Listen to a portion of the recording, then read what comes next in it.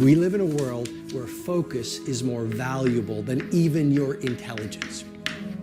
How many hours a day you waste, or how many hours a week you waste. And the classic answer is something like 4 to 6 hours a day. You know, inefficient studying, watching things on YouTube that not only do you not want to watch, that you don't even care about, that make you feel horrible about watching after you're done. That's probably 4 hours right there. You know, you think, well, that's 25 hours a week, it's 100 hours a month, that's 2.5 full work weeks, it's half a year of work weeks per year.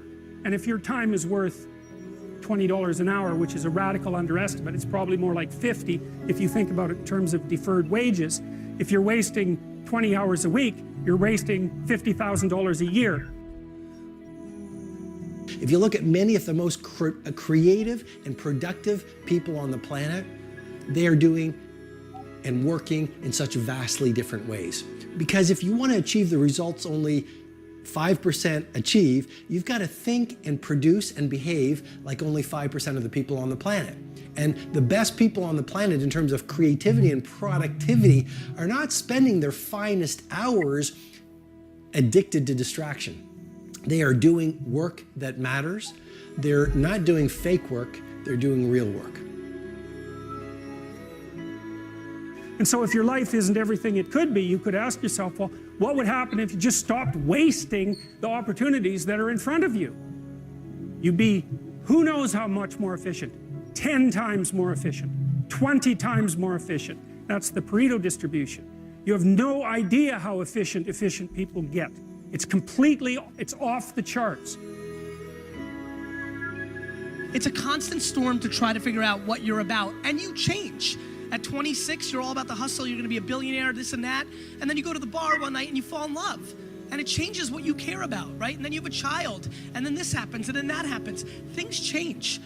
You just have to always consistently try to figure out what's driving you, and not because other people are watching, and not because that's what your dad wants, and not because that's what you said was gonna happen, and it doesn't look like it, and your family's gonna judge you. You just have to be as real with yourself as possible, and that is a very difficult struggle, but when you're not, you create enormous vulnerability and unhappiness.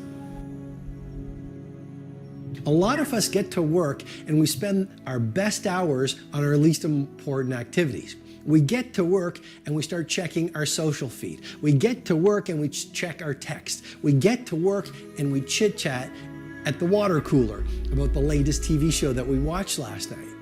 And research has shown that the morning hours are when you have the most focus, when you have the most energy, and when you have the most willpower. And so you want to use that first 90 minutes, you know, that is game time, that's show time. It's more like you should understand how much potential there is within you to set that straight. And then you should do everything you can to manifest that in the world, and it will set it straight. And that's better than self-esteem. It's like you're in a crooked, horrible position. Okay, fine, there's a lot of suffering and pain associated with that. Yeah, you can't just feel good about that because it's not good. But you can do something about it. You can genuinely do something about it.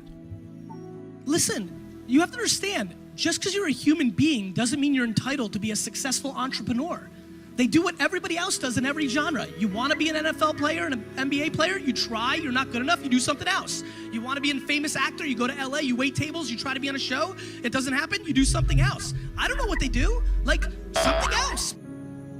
Your environment is so important. What I'm suggesting to you as the second piece of technology to really 100 times your productivity is this: install environments of tight bubbles of total focus. So install these tight bubbles of total focus and create these Menlo labs where you're completely distraction free.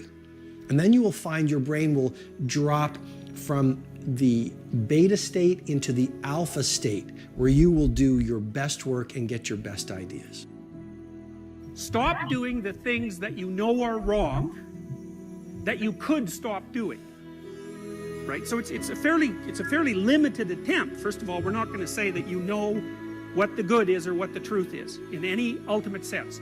But we will presume that there are things that you're doing that for one reason or another you know are not in your best interests. There's something about them that you just know you should stop. They're kind of self-evident to you. I am